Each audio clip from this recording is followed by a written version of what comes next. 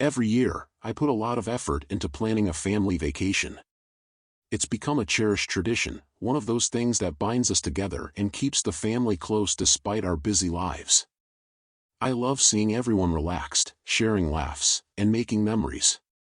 It's something I do for the family, not just for myself. This year, I started planning early, reaching out to everyone around Easter to figure out the best time that worked for the most people.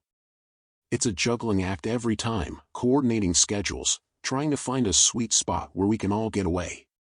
After back-and-forth discussions, we all agreed that a winter vacation was the best option. Everyone was on board except my son and daughter-in-law, who said those dates didn't work for them. I even proposed alternate dates, but they couldn't make those either. It wasn't ideal, but I figured, fine, if it doesn't work, it doesn't work. We've had years where not everyone could make it, and while that's disappointing, life happens, right? So I moved forward with the rest of the family.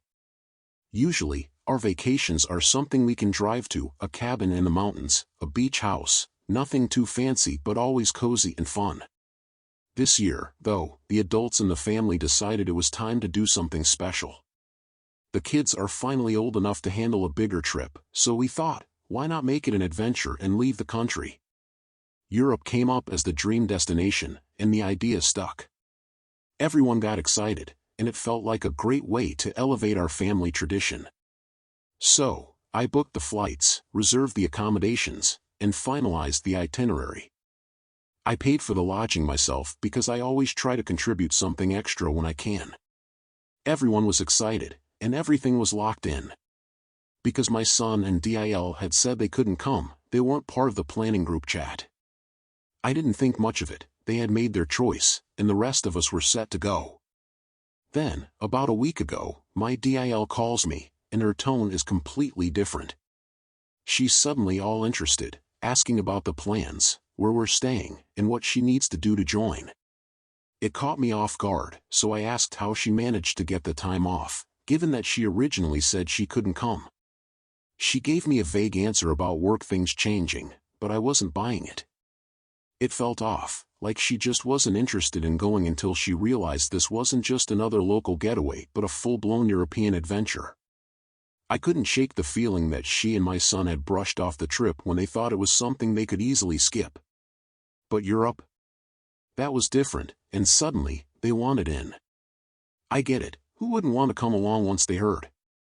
But it wasn't fair, and it definitely didn't sit right with me. I told her that it was too late to change the plans. Everything was booked, tickets were bought, and accommodations were set. We'd have to upgrade to fit 2 more adults, which would mean a significant extra cost, and I'd already spent more than I planned by covering all the lodging. I told her I wasn't willing to pay more, and honestly, I didn't see why I should have to accommodate them last minute. She didn't take it well. She said I was being cruel for excluding them from a family trip, especially one happening around Christmas. She kept pushing, saying we could find a way if we really wanted to, but I stayed firm. I told her it is what it is, and that it wasn't my fault they weren't going. They had said no, after all. Shortly after, my son called, livid. He accused me of playing favorites and said that I could easily afford to make room for them. Sure, he's right, I could cover the cost, but that's not the point. It's not about the money, it's about the principle. They had their chance, and they chose not to go. Now that everything is in motion, it's not fair to the rest of the family, or to me, to rearrange plans just because they've changed their minds. I reiterated what I told his wife, it's too late, and I'm not making exceptions. My son lost his temper, called me a jerk, and hung up on me. Now, I'm sitting here questioning myself. I've always tried to do right by my family, to keep us close and make sure everyone feels included, but this just feels different. Am I really being unreasonable for sticking to my decision and not wanting to change everything at the last minute for them? I don't want to be the villain, but I also don't want to be taken advantage of. Am I the asshole for saying no?